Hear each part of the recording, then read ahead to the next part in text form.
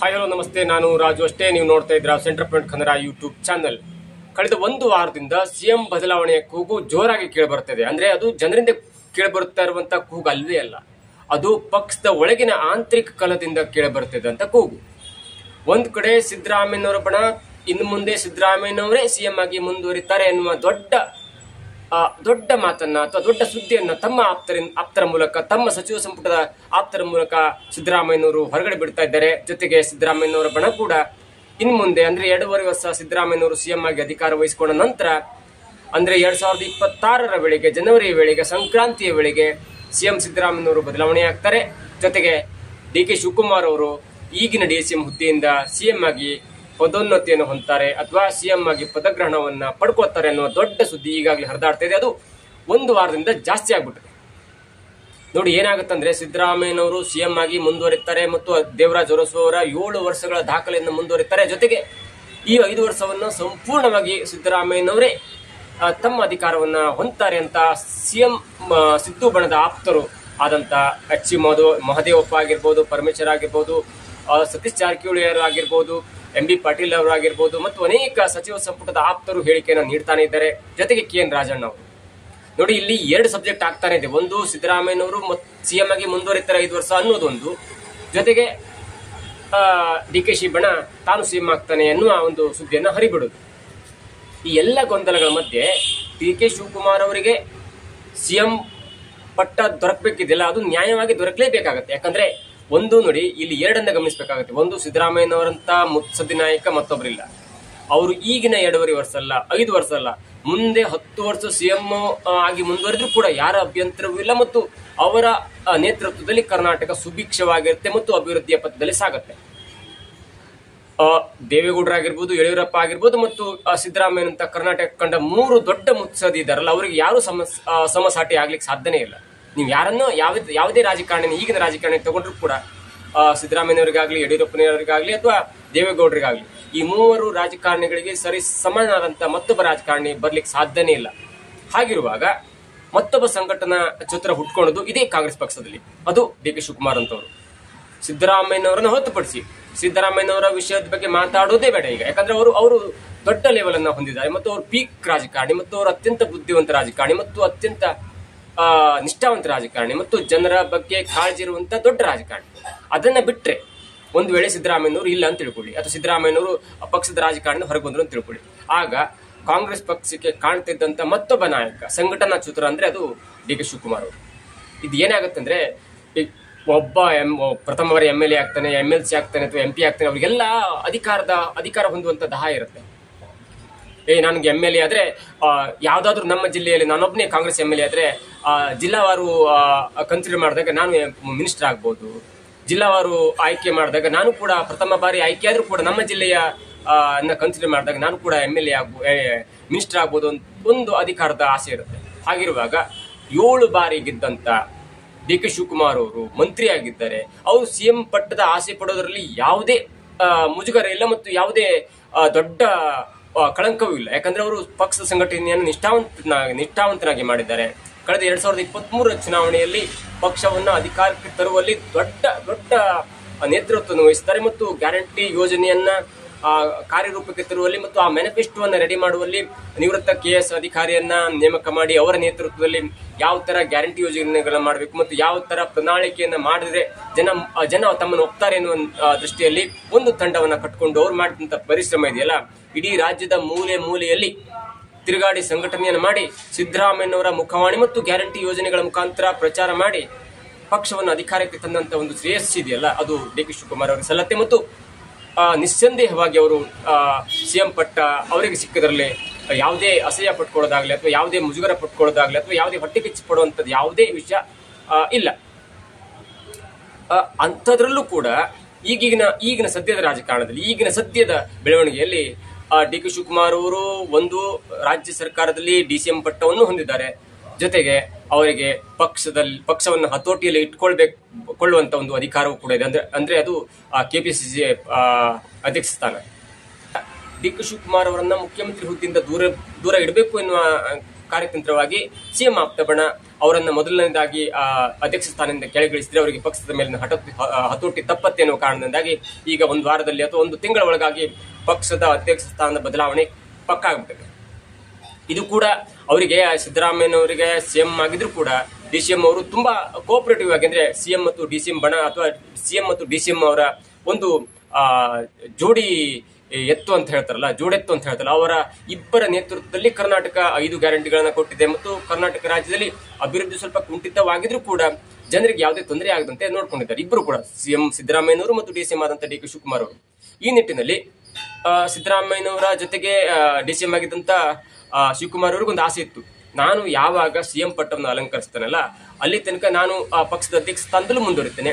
ನನಗೆ ಸಿಎಂ ಪಟ್ಟ ಕೊಟ್ಟ ನಂತರ ನಾನು ನಿರರ್ಗಳವಾಗಿ ಅಥವಾ ನಿಸ್ಸಂದೇಹವಾಗಿ ನಾನು ಪಕ್ಷದ ಅಧ್ಯಕ್ಷ ಸ್ಥಾನವನ್ನ ಬಿಟ್ಟುಕೊಡ್ತೇನೆ. ಹಾಗೆ ಪಕ್ಷದ ಅಧ್ಯಕ್ಷ ಸ್ಥಾನಕ್ಕೆ ಯಾರು ಬೇಕಾದ್ರೂ ಬರ್ಬೋದು, ಅದರಲ್ಲಿ ನನ್ನ ಹಸ್ತಕ್ಷೇಪ ಇರೋದಿಲ್ಲ ಅನ್ನುವ ಒಂದು ಸಂದೇಶವನ್ನು ಕೂಡ ಅವರು ಹೈಕಮಾಂಡ್ಗೆ ತಲುಪಿಸಿದ್ರು.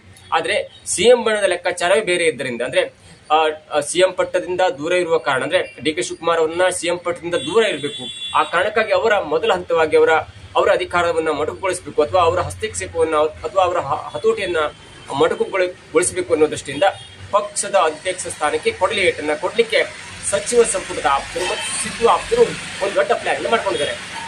ಇವೆಲ್ಲ ಕಾರಣದಿಂದಾಗಿ ಶಿವಕುಮಾರ್ ಅವರಿಗೆ ಒಂದು ಲೆಕ್ಕಾಚಾರದಲ್ಲಿ ಮುಂದೆ ಆಗುವಂತ ಗೊಂದಲಗಳು ಮತ್ತೆ ಮುಂದೆ ತನಗೆ ತಾನು ಸಿಎಂ ಆಗಬೇಕು ಎನ್ನುವ ಆಸೆಗೆ ಕೆಲವರು ತಣ್ಣೀರು ಏರಿಸ್ತಾ ಇದ್ದಾರೆ. ಹಾಗಾಗಿ ನಾನು ಇಷ್ಟು ವರ್ಷ ಪಕ್ಷದ ಸಂಘಟನೆಯನ್ನು ಮಾಡಿದ್ದೇನೆ, ಪಕ್ಷವನ್ನು ಅಧಿಕಾರಕ್ಕೆ ತರುವಲ್ಲಿ ತುಂಬಾ ಸಹಾಯ ಮಾಡಿದ್ದೇನೆ ಮತ್ತು ಪಕ್ಷದ ಹೊರಗಿನ ವಿಚಾರ ಅಂದ್ರೆ ಸರ್ಕಾರ, ಕಾಂಗ್ರೆಸ್ ಪಕ್ಷ ಸರ್ಕಾರವನ್ನ ರಚನೆ ಮಾಡಲಿಕ್ಕೆ ಅಥವಾ ಕಾಂಗ್ರೆಸ್ ಪಕ್ಷ ಅಧಿಕಾರಕ್ಕೆ ಬರಲಿಕ್ಕೆ ಮನಿ ಅಂತ ಹೇಳ್ತಾರಲ್ಲ, ಅವೆಲ್ಲವನ್ನು ಕೂಡ ನಾನು ಅರೇಂಜ್ ಮಾಡಿದ್ದೇನೆ. ಇಡೀ ಕರ್ನಾಟಕದಲ್ಲಿ ಎಲ್ಲಾ ಮೂಲೆಯಲ್ಲೂ ಕಾಂಗ್ರೆಸ್ ಪಕ್ಷ ಮತ್ತೆ ಹರಡುವಂತೆ ನಾನು ಮಾಡಿದ್ದೇನೆ. ಹಾಗಾಗಿ ಕೂಡ ತನ್ನ ವಿರುದ್ಧವೇ ಕೆಲವೊಬ್ಬರು ಸಹೋದ್ಯೋಗಿಗಳು ಮತ್ತು ಸಿಎಂ ಆಪ್ತರು ನನ್ನ ವಿರುದ್ಧವೇ ಕತ್ತಿ ಮಸೀತಾ ಇದ್ದಾರೆ ಅಥವಾ ಅನೇಕ ಪ್ಲಾನ್ಗಳನ್ನು ಮಾಡ್ತಿದ್ದಾರೆ. ಹಾಗಾಗಿ ಅವರಿಗೆ ಒಂದ್ ಕಡೆ ಬೇಸರ ಕೂಡ ಆಗಿದೆ. ಅದೆಲ್ಲದರ ತರುವಾಯವಾಗಿ ಈಗ ಮಾಧ್ಯಮದಲ್ಲಿ ಒಂದು ಸುದ್ದಿ ಹರಿದಾಡ್ತಿದೆ. ಅದೇನಂದ್ರೆ ಒಂದು ವೇಳೆ ಇನ್ನು 2-3 ತಿಂಗಳಲ್ಲಿ ಹೈಕಮಾಂಡ್ ಡಿ ಕೆ ಶಿವಕುಮಾರ್ ಅವರಿಗೆ ಸಿಎಂ ಪಟ್ಟವನ್ನ ಬಿಟ್ಟು ಕೊಡುವ ಮುನ್ಸೂಚನೆ ಕೊಡದೇ ಇದ್ರೆ ಅವರು ಬೇರೆ ಪಕ್ಷದ ಕಡೆ ಮುಖ ಮಾಡ್ತಾರೆ, ಅದು ಬಿಜೆಪಿ ಅಂತ ದೊಡ್ಡ ಪಕ್ಷದ ಕಡೆ ಕರ್ನಾಟಕದಲ್ಲಿ ಮುಖ ಮಾಡ್ತಾರೆ, ಅವರು ಕಾಂಗ್ರೆಸ್ ಅನ್ನು ಬಿಟ್ಟು ಬಿಜೆಪಿ ಕಡೆ ಹೊರಡುವ ಒಂದು ಯೋಚನೆ ಕೂಡ ಮಾಡಿದ್ದಾರೆ ಎನ್ನುವ ಸುದ್ದಿ ಕೂಡ ಈಗ ಹರಿದಾಡ್ತಿದೆ. ಆ ಸುದ್ದಿ ಹರಿಬಿಟ್ಟವರು ಯಾರೋ ಅಥವಾ ಆ ಸುದ್ದಿಗೆ ಮೂಲ ಕಾರಣ ಏನು ಅನ್ನುವುದನ್ನು ನೋಡೋದಾದ್ರೆ, ಸಿದ್ದರಾಮಯ್ಯನವರು ಕಾಂಗ್ರೆಸ್ ಪಕ್ಷದವರಲ್ಲ, ಜೊತೆಗೆ ಅವರು ಜೆಡಿಎಸ್ ಪಕ್ಷದಿಂದ ಕಾಂಗ್ರೆಸ್ ಬಂದವರು. ಕಳೆದ 2007ರಲ್ಲಿ ಕಾಂಗ್ರೆಸ್ ಪಕ್ಷಕ್ಕೆ ಬಂದು ಅನಂತ 2013ರಲ್ಲಿ ಸಿಎಂ ಪಟ್ಟದ ಅಧಿಕಾರವನ್ನ ಹಿಡಿದು ಆ ನಂತರ ಮತ್ತೆ 2023 ಸಿಎಂ ಆದಂತ ದೊಡ್ಡ ಮೇಧಾವಿ. ಕೇವಲ ಸಿದ್ದರಾಮಯ್ಯನವರು ಬಂದ 7 ವರ್ಷದಲ್ಲಿ ಸಿಎಂ ಆಗಿ ಪಟ್ಟವನ್ನ ಅಲಂಕರಿಸಬೇಕಾದ್ರೆ ನಾನು 30-35 ವರ್ಷದಿಂದ ಕಾಂಗ್ರೆಸ್ ಪಕ್ಷದಲ್ಲಿ ಇದ್ದೇನೆ. ಕಾಂಗ್ರೆಸ್ ಪಕ್ಷ ಬಿಟ್ಟು ನಾನು ಬೇರೆ ಪಕ್ಷದ ಯೋಚನೆ ಕೂಡ ಮಾಡಿದವನಲ್ಲ. ಅಂಥದ್ರಲ್ಲೂ ಕೂಡ ನಾನು ಸಿಎಂ ಪಟ್ಟದಿಂದ ನನ್ನನ್ನು ಸಿಎಂ ಪಟ್ಟದಿಂದ ದೂರ ಇಡ್ತಾರೆ ಅನ್ನುವ ಸುದ್ದಿ ಕೇಳಿ ಬರ್ತಾ ಇದ್ರೆ ನನಗೆ ಮನಸ್ಸಿಗೆ ನೋವಾಗತ್ತಲ್ವ ಅಂತ ಆ ದೃಷ್ಟಿಯಿಂದ ಅನೇಕರು ಮಾತಾಡ್ಕೊಳ್ತಾ ಇದ್ದಾರೆ. ಮತ್ತು ಸಿದ್ದರಾಮಯ್ಯನವರ ಜೊತೆಗಿನ ಕೆಲವೊಂದು ಆಂತರಿಕ ಕಲಹು ಕೂಡ ಡಿ ಕೆ ಶಿವಕುಮಾರ್ ಅವರಿಗೆ ಮುಳುವಾಗಿದೆ ಅಥವಾ ಡಿ ಕೆ ಶಿವಕುಮಾರ್ ಅವರು ಸಿಎಂ ಸಿದ್ದರಾಮಯ್ಯನವರ ಜೊತೆ ಮೇಲ್ನೋಟಕ್ಕೆ ಅಥವಾ ಮುಂದೆ ಚೆನ್ನಾಗಿರ್ತಾರೆ, ಒಳಗಡೆ ಒಬ್ರು ಕತ್ತಿ ಮೆಸಿತಾ ಇದ್ದಾರೆ ಅನ್ನುವ ವಿಚಾರ ಕೂಡ ಈಗ ಜಗಜ್ಜಾಹೀರಾಗಿದೆ. ಹಾಗಾಗಿ ಡಿ ಕೆ ಶಿವಕುಮಾರ್ ಅವರಿಗೆ ಎಲ್ಲೋ ಒಂದ್ ಕಡೆ ತನಗೆ ಅರ್ಥ ಆಗಿದೆ. ಯಾಕಂದ್ರೆ ತನ್ನನ್ನ ಸಿಎಂ ಪಟ್ಟದಿಂದ ದೂರ ಮಾಡಲಿಕ್ಕೆ ಸಿಎಂ ಮತ್ತು ಸಿಎಂ ಆಪ್ತರ ಬಣ ದೊಡ್ಡ ಪ್ಲಾನ್ ಅನ್ನೇ ಹಾಕೊಂಡಿದೆ. ಆ ಪ್ಲಾನಿಗೆ ವಿರೋಧವಾಗಿ ಏನೇನು ಮಾಡಲಿ ಅಂತ ಅವರು ಕೂಡ ಯೋಚನೆಯಲ್ಲಿದ್ದಾರೆ. ಆ ಒಂದು ಹಂತದಲ್ಲಿ ಒಂದು ವೇಳೆ ಡಿ ಕೆ ಶಿವಕುಮಾರ್ ಅವರಿಗೆ ಸಿಎಂ ಪಟ್ಟ ದೊರಕದೇ ಇದ್ರೆ ಅವರು ಬಿಜೆಪಿ ಕಡೆ ಮುಖ ಮಾಡ್ತಾರೆ ಎನ್ನುವ ಅನೇಕ ಊಹಾಪೋಹಗಳು ಈಗ 3-4 ದಿನದಿಂದ ಹರಿದಾಡ್ತಾನಿದೆ. ಅದಕ್ಕೆ ಒಂದು ಪೂರಕವಾಗಿ ಅವರು 2 ಸ್ಟೇಟ್ಮೆಂಟ್ ಅನ್ನ ನೋಡ್ಬೇಕಾಗುತ್ತೆ. ಒಂದು, ನಿನ್ನೆ ಪುಲ್ವಾಮಾ ದಾಳಿಯ ಆನಿವರ್ಸರಿ ಅಂದ್ರೆ ಫೆಬ್ರವರಿ 14ರಂದು ಪುಲ್ವಾಮಾ ದಾಳಿ ಆಗುತ್ತಲ್ಲ, ಆ ಹುತಾತ್ಮ ಯೋಧರ ಬಗ್ಗೆ ಡಿ ಕೆ ಶಿವಕುಮಾರ್ ಅವರು ಒಂದು ಟ್ವೀಟ್ ಮಾಡ್ತಾರೆ.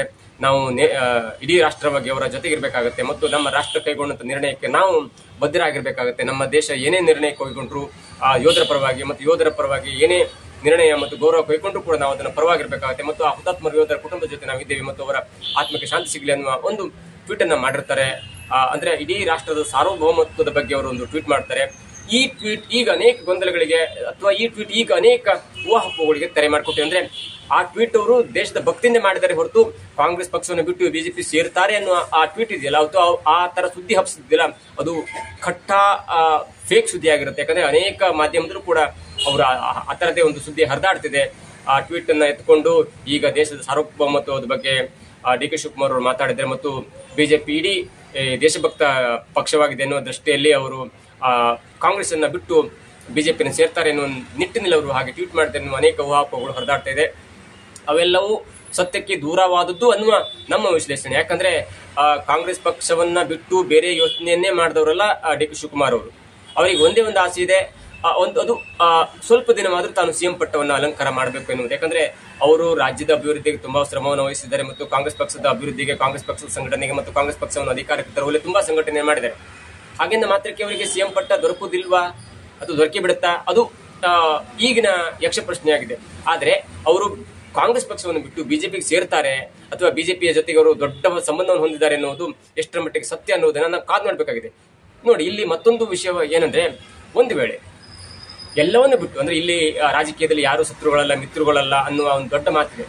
ಆದ್ರೂ ಕೂಡ ಒಂದು ವೇಳೆ ಬಿಜೆಪಿ ಪಕ್ಷವನ್ನು ಸೇರಿದ್ರೆ ಅಂತ ಅಂದ್ರೆ ಡಿ ಕೆ ಶಿವಕುಮಾರ್ ಅವರು ತಮಗೆ ಮುಖ್ಯಮಂತ್ರಿ ಸ್ಥಾನ ಸಿಕ್ಕಿಲ್ಲ ಅನ್ನೋ ದೃಷ್ಟಿಯಲ್ಲಿ ಕಾಂಗ್ರೆಸ್ ಪಕ್ಷವನ್ನು ಬಿಟ್ಟು ಬಿಜೆಪಿ ಸೇರಿದ್ರೆ ಅವರಿಗೆ ಆಗೋ ಲಾಭ ಏನು? ಅವರು ಓಕೆ, ಕೇಂದ್ರ ಸರ್ಕಾರದಲ್ಲಿ ಬಿಜೆಪಿ ಗೌರ್ಮೆಂಟ್ ಇದೆ ಮತ್ತು 3.5 ವರ್ಷಗಳ ಕಾಲ ಬಿಜೆಪಿ ಸರ್ಕಾರ ಇರುತ್ತೆ. ನಾನು ಕಾಂಗ್ರೆಸ್ ಬಿಟ್ಟು ಬಿಜೆಪಿಗೆ ಹೋದ್ರೆ ನನ್ನ ಮೇಲಿರುವ ಆರೋಪಗಳು ಮತ್ತು ಕೇಂದ್ರ ಸರ್ಕಾರ ಅಥವಾ ಅನೇಕ ಅವರ ಪ್ರಕರಣಗಳು ಇದೆಯಲ್ಲ, ಕೋರ್ಟ್ ನಲ್ಲಿ ಇದೆಯಲ್ಲ, ಅವು ಅದರಿಂದ ಸ್ವಲ್ಪ ತಪ್ಪಿಸ್ಕೊಳ್ಬಹುದು ಅನ್ನೋ ದೃಷ್ಟಿಯಲ್ಲಿ ಹೋಗ್ಬೋದಾ? ಎರಡನೇದಾಗಿ, ಅವರು ಕಾಂಗ್ರೆಸ್ ಪಕ್ಷವನ್ನು ಬಿಟ್ಟು ಬಿಜೆಪಿಗೆ ಹೋದ್ರೆ ಅವರನ್ನಾದ್ರೂ ಮುಖ್ಯಮಂತ್ರಿ ಮಾಡ್ತಾರ? ಯಾಕಂದ್ರೆ ಮುಖ್ಯಮಂತ್ರಿ ಹುದ್ದೆ ಬರ್ಲಿಕ್ಕೆ ಅವ್ರ ಹತ್ರ ಸಾಧ್ಯನೇ ಇಲ್ಲ ಬಿಜೆಪಿ ಪಕ್ಷ ಹತ್ರ. ಯಾಕಂದ್ರೆ ಈ ಸರ್ಕಾರವೇ 2.5 ವರ್ಷಗಳ ಕಾಲ, ಅಂದ್ರೆ 2028ರ ತನಕ ದೊಡ್ಡ ಬಹುಮತದ ಕಾಂಗ್ರೆಸ್ ಸರ್ಕಾರ ಇಲ್ಲಿದೆ. ಅಂದ್ರೆ 2028 ನಂತರ ಚುನಾವಣೆಯಲ್ಲಿ ಕಾಂಗ್ರೆಸ್ ಪಕ್ಷವನ್ನು ಸೋಲಿಸಿ ಬಿಜೆಪಿ ಅಧಿಕಾರಕ್ಕೆ ಬಂದ್ರೆ ಆಗ ಮುಖ್ಯಮಂತ್ರಿ ಆಗೋ ಚಾನ್ಸಸ್ ಇದೆ. ಅದು ಕೂಡ ಬಿಜೆಪಿಯಲ್ಲಿ ಅನೇಕ ಘಟಾನುಘಟಿಗಳಿದ್ದಾರೆ. ವಿಜೇಂದ್ರ ಅವರಿದ್ದಾರೆ, ಯಡಿಯೂರಪ್ಪನವರ ಮಗ, ದೊಡ್ಡ ಕೀರ್ತಿ ಇದೆ, ಲಿಂಗಾಯತ ಕಮ್ಯುನಿಟಿ ಇದೆ, ಬೊಮ್ಮಾಯಿ ಅವರಿದ್ದಾರೆ, ನಿರಾಣಿ ಅವರಿದ್ದಾರೆ, ಕಾರಜೋಳ ಅವರಿದ್ದಾರೆ, ಸೋಮಣ್ಣ ಅವರಿದ್ದಾರೆ. ಈಗ ಯತ್ನಾಳ್ ಬಣದವರು ಕೂಡ ತಾನು 30 ವರ್ಷದಿಂದ ಪಕ್ಷ ಕಟ್ಟಿದ್ದೇನೆ ಅಂತ ಊಹಾಪೋ ಅದು ಪುಂಖಾನುಪುಂಖವಾಗಿ ಹೇಳ್ತಾನೆ ಇದ್ದಾರೆ. ಹಾಗಾಗಿ ಒಂದು ವೇಳೆ ಡಿ ಕೆ ಶಿವಕುಮಾರ್ ಅವರು ಕಾಂಗ್ರೆಸ್ ಪಕ್ಷವನ್ನು ಬಿಟ್ಟು ಬಿಜೆಪಿ ಹೋದ್ರೆ ಅವರಿಗೆ ಆಗೋ ಲಾಭ ಏನಿದೆ? ಒಂದು ಮಿನಿಸ್ಟರ್ ಆಗ್ಬೋದು, ಅಥವಾ ಅತಿ ದೊಡ್ಡ ಹುದ್ದೆ ಅಂದ್ರೆ ಸೆಕೆಂಡ್ ಹುದ್ದೆ ಆದಂತ DCM ಆಗಿರ್ಬೋದು, ಅಥವಾ ಹೋಮ್ ಮಿನಿಸ್ಟರ್ ಆಗ್ಬೋದು. ಆ ಯಾವುದೇ ಹುದ್ದೆಯೂ ಕೂಡ ಡಿ ಕೆ ಶಿವಕುಮಾರ್ ಅವರ ಪರಿಶ್ರಮಕ್ಕೆ ತಕ್ಕುದಲ್ಲ. ಅಂದ್ರೆ ಅವು ಎಲ್ಲಾ ಹುದ್ದೆಗಿಂತ ದೊಡ್ಡದಾಗಿ ಬೆಳೆದಿದ್ದಾರೆ ಡಿ ಕೆ ಶಿವಕುಮಾರ್ ಅವರು. ಅಂದ್ರೆ ಅವರಿಗೆ ಸಲ್ಲಬೇಕಾದಂತ ಹುದ್ದೆ ಅಂದ್ರೆ ಅದು ಸಿಎಂ ಪಟ್ಟ. ಅಷ್ಟು ಸಂಘಟನೆಯನ್ನ ಮಾಡಿದ್ದಾರೆ. ಹಾಗೆ ಮತ್ತೊಂದು ವಿಷಯವೂ ಕೂಡ ಇಲ್ಲಿ ಗಮನಕ್ಕೆ ಬರುತ್ತೆ. ಅಂದ್ರೆ ಅವರು ಇನ್ವೆಸ್ಟ್ ಕರ್ನಾಟಕ ಮತ್ತು ಏರೋಸ್ಪೇಸ್ ಶೋ ಇದೆಯಲ್ಲ, ಯಲಹಂಕದಲ್ಲಿ ನಡೆದಂತ ಏರೋಸ್ಪೇಸ್ ಶೋದಲ್ಲೂ ಕೂಡ ಅವರು ಮಾತನಾಡ್ತಾ ಹೇಳಿದ್ರು, ನಮ್ಮ ರಾಜ್ಯದ ಅಭಿವೃದ್ಧಿಯಲ್ಲಿ, ಅಂದ್ರೆ ನಮ್ಮ ಬಾಹ್ಯಾಕಾಶ ಮತ್ತು ನಮ್ಮ ಯುದ್ಧ ವಿಮಾನಗಳ ಆ ಡೆವಲಪ್ಮೆಂಟ್ಗಳ ಅಥವಾ ಅಭಿವೃದ್ಧಿ ವಿಷಯದಲ್ಲೂ ಕೂಡ ಕೇಂದ್ರ ಸರ್ಕಾರದಿಂದ ರಾಜನಾಥ್ ಸಿಂಗ್ ಅವರು ಬಂದಿದ್ರು ಮತ್ತು ಪಿಯೂಷ್ ಗೋಯಲ್ ಅವರು ಬಂದಿದ್ರು. ನನ್ನ ಜೊತೆ ಮಾತಾಡ್ತಾ ಅವ್ರು ಹೇಳಿದ್ ಒಂದೇ, ನಾವು ಕರ್ನಾಟಕ ಮತ್ತು ಕೇಂದ್ರ ಸರ್ಕಾರದ ಒಕ್ಕೂಟುಕಿಯಲ್ಲಿ ಮಾಡಬೇಕಾದಂತ ಕೆಲಸ ಇದೆಯಲ್ಲ, ಅಭಿವೃದ್ಧಿ ಕೆಲಸ ಇದೆಯಲ್ಲ, ಅದಕ್ಕೆ ನೀವು ಏನ್ ಹೇಳ್ತಿರಲ್ಲ ಅದನ್ನ ನಾವು ಮಾಡ್ತೇವೆ. ಅದರಲ್ಲಿ ಯಾವುದೇ ತಾರತಮ್ಯ ಇಲ್ಲ. ಕರ್ನಾಟಕ ಬೇರೆ ಅಥವಾ ಭಾರತ ಸರ್ಕಾರ ಬೇರೆ, ಅದು ಯಾವುದೂ ಇಲ್ಲ. ನೀವು ಕೈಗೊಂಡಂತ ಎಲ್ಲಾ ನಿರ್ಣಯಕ್ಕೂ ನಾವು ಸಾಥ್ ಕೊಡ್ತೇವೆ. ಒಟ್ಟಾರೆಯಾಗಿ ನಮ್ಮ ಕರ್ನಾಟಕದ ಡೆವಲಪ್ಮೆಂಟ್ ಆಗಬೇಕು, ಅದರಲ್ಲೂ ಬೆಂಗಳೂರಿನ ಡೆವಲಪ್ಮೆಂಟ್ ಆಗಬೇಕು ಎನ್ನುವ ಮಾತನ್ನ ಹೇಳಿದ್ದಾರೆ ಎನ್ನುವ DK ಮಾತಿದೆಯಲ್ಲ, ಅದು ಕೂಡ ಏನೋ ಇನ್ ಮುಂದೆ ಡಿ ಕೆ ಶಿವಕುಮಾರ್ ಅವರು ಕಾಂಗ್ರೆಸ್ ಪಕ್ಷವನ್ನು ಬಿಟ್ಟು ಬಿಜೆಪಿಗೆ ಸೇರ್ತಾರೆ ಎನ್ನುವ ದೊಡ್ಡ ಊಹಾಪೋಹಕ್ಕೆ ಒಂದು ಹಾದಿಯನ್ನು ಮಾಡಿಕೊಡ್ತು. ಅದೇನೇ ಆಗಲಿ, ಡಿ ಕೆ ಶಿವಕುಮಾರ್ ಅವರಿಗೆ ಈಗ 65 ವರ್ಷ ಆಗ್ತಾ ಬಂದಿದೆ. ಅವರು ಮತ್ತೆ 2028ರ ವೇಳೆಗೆ ಕಾಂಗ್ರೆಸ್ ಪಕ್ಷವನ್ನು ಬಿಟ್ಟು ಬಿಜೆಪಿಗೆ ಹೋಗಿ ಅಲ್ಲಿ ಮುಖ್ಯಮಂತ್ರಿ ಆಗೋ ಕನಸು ಅದು ಸತ್ಯಕ್ಕೆ ತುಂಬಾ ದೂರವಾದದ್ದು. ಜೊತೆಗೆ ಅವರಿಗೆ ಕಾಂಗ್ರೆಸ್ ಪಕ್ಷ ಬಿಟ್ಟು ಬಿಜೆಪಿಗೆ ಹೋದ್ರೂ ಕೂಡ ಅವರಿಗೆ ಮುಖ್ಯಮಂತ್ರಿ ಪಟ್ಟ ಅಂತೂ ಸಿಗೋದು ಚಾನ್ಸೇ ಇಲ್ಲ. ಯಾಕಂದ್ರೆ ಅಲ್ಲಿ ದೊಡ್ಡದಾದ ಒಂದು ಕಾರ್ಯತಂತ್ರ ನಡೆಯುತ್ತೆ. ಯಾರು ಬೇಕಾದ್ರೂ ಅಧ್ಯಕ್ಷರಾಗ್ತಾರೆ, ಯಾರು ಬೇಕಾದ್ರೂ CM ಆಗ್ತಾರೆ. ಮತ್ತು ಬಿಜೆಪಿಯಲ್ಲಿ ಈಗಿನ ಲೆಕ್ಕಾಚಾರವೇ ಬೇರೆ ಅಥವಾ 10 ವರ್ಷಗಳ ಹಿಂದಿನ ಲೆಕ್ಕಾಚಾರವೇ ಬೇರೆ ಆಗಿದೆ. ಜೊತೆಗೆ ಅವರಿಗೆ ಮುಂದೆ ಅಂದ್ರೆ 2029ರ ಚುನಾವಣೆ ಇದೆಯಲ್ಲ, ಅಂದ್ರೆ ಲೋಕಸಭಾ ಚುನಾವಣೆ ಇದೆಯಲ್ಲ, ಅಲ್ಲೂ ಕೂಡ ಕೇಂದ್ರದಲ್ಲಿ ಯಾವ ಸರ್ಕಾರ ಬರುತ್ತೆ, ಒಂದ್ ವೇಳೆ ಬಿಜೆಪಿ ಸರ್ಕಾರ ಬಂದಿಲ್ಲ, ಕಾಂಗ್ರೆಸ್ ಸರ್ಕಾರವೇ ಬಂದ್ರೆ ಮತ್ತೆ ನಂಗೆ ಮುಂದೆ ಒಳ್ಳೇದಾಗತ್ತೆ, ಕೇಂದ್ರ ಸರ್ಕಾರದಲ್ಲಿ ನಂಗೆ ಒಳ್ಳೊಳ್ಳೆ ಚಾನ್ಸ್ ಸಿಗುತ್ತೆ. ಹಾಗಾಗಿ ಯಾವುದೇ ಕಾರಣಕ್ಕೂ ಈ ಸಲ ಕಾಂಗ್ರೆಸ್ ಪಕ್ಷದಲ್ಲಿ ನನಗೆ ಮುಖ್ಯಮಂತ್ರಿ ಪಟ್ಟ ಸಿಕ್ಕಿಲ್ಲ ಅಂದ್ರೂ ಕೂಡ 2029ರ ವೇಳೆಗೆ ಒಂದ್ ವೇಳೆ ನಮ್ಮ ಪಕ್ಷವೇ ಅಧಿಕಾರಕ್ಕೆ ಬಂದು 2028ರಲ್ಲಿ ವಿಧಾನಸಭಾ ಚುನಾವಣೆಯಲ್ಲಿ ತಮ್ಮ ಕಾಂಗ್ರೆಸ್ ಪಕ್ಷವು ಅಧಿಕಾರಕ್ಕೆ ಬಂದ್ರೆ ನನಗೆ ಮತ್ತೊಮ್ಮೆ ಚಾನ್ಸ್ ಸಿಗುತ್ತೆ, ಮುಖ್ಯಮಂತ್ರಿ ಆಗ್ಬಹುದು ಅಥವಾ ಮುಖ್ಯಮಂತ್ರಿಯಾಗಿ ನಾನು ಅಭಿವೃದ್ಧಿ ಕಾರ್ಯವನ್ನು ಮಾಡಬಹುದು, ಅಲ್ಲೂ ಸಿಕ್ಕಿಲ್ಲ. ಅಥವಾ ಅಲ್ಲಿ 2028ರ ವೇಳೆಯಲ್ಲಿ ಕಾಂಗ್ರೆಸ್ ಪಕ್ಷ ವಿಧಾನಸಭೆಯ ಚುನಾವಣೆಯಲ್ಲಿ ಸೋತು, ಅಥವಾ 2029ರ ಲೋಕಸಭಾ ಚುನಾವಣೆಯಲ್ಲಿ ಕಾಂಗ್ರೆಸ್ ಪಕ್ಷ ಮೋದಿ ಪಕ್ಷವನ್ನ ಅಥವಾ ಬಿಜೆಪಿ ಪಕ್ಷವನ್ನ ಸೋಲಿಸಿ, ನಮ್ಮ ಪಕ್ಷ ಬಿಜೆಪಿ ಪಕ್ಷವನ್ನು ಸೋಲಿಸಿ ಅಧಿಕಾರಕ್ಕೆ ಬಂದ್ರೆ ಅಲ್ಲೂ ಕೂಡ ನನಗೆ ಒಳ್ಳೆ ಚಾನ್ಸ್ ಸಿಗುತ್ತೆ, ಕೇಂದ್ರದಲ್ಲಿ ದೊಡ್ಡ ಮಂತ್ರಿ ಆಗ್ಬಹುದು, ಕೇಂದ್ರದಲ್ಲಿ ದೊಡ್ಡ ದೊಡ್ಡ ಖಾತೆಯನ್ನ ನಿರ್ವಹಿಸಿಕೊಳ್ಳಬಹುದು ಅನ್ನುವ ದೃಷ್ಟಿ ಕೂಡ, ದೂರದೃಷ್ಟಿ ಕೂಡ ಡಿ ಕೆ ಶಿವಕುಮಾರ್ ಹತ್ರ ಇದೆ. ಮತ್ತು ಡಿ ಕೆ ಶಿವಕುಮಾರ್ ಅವರು ಯಾವುದೇ ಕಾರಣಕ್ಕೂ ಆತುರದ ನಿರ್ಧಾರವನ್ನ ಕೈಗೊಂಡವರೆಲ್ಲ. ಅವರು ರಾಜಕಾರಣಿಯೂ ಹೌದು ಮತ್ತು ಮುಂದಾಲೋಚನೆ ಉಳ್ಳಂತ ದೊಡ್ಡ ಬಿಸಿನೆಸ್ ಮ್ಯಾನ್ ಕೂಡ ಹೌದು. ಹಾಗಾಗಿ ಈ ಸದ್ಯದ ಹಂತದಲ್ಲಿ ಡಿ ಕೆ ಶಿವಕುಮಾರ್ ಅವರು ಕಾಂಗ್ರೆಸ್ ಅನ್ನು ಬಿಟ್ಟು ಬಿಜೆಪಿ ಬರ್ತಾರೆ ಅನ್ನುವ ಈಗಿನ ಸುದ್ದಿ ಇದೆಯಲ್ಲ, ಅದು ಸತ್ಯಕ್ಕೆ ದೂರವಾದದ್ದು ಮತ್ತು ವಿಶ್ಲೇಷಣೆಯ ಪ್ರಕಾರ ಅದು ಫೇಕ್ ಸುದ್ದಿ ಅನ್ನುವುದು ಪಕ್ಕಾ ಸತ್ಯವಾಗಿದೆ. ಇದಾಗಿತ್ತು ಇವತ್ತಿನ ವಿಶೇಷ. ನೋಡ್ತಾ ಇರಿ centre point Kannada YouTube channel.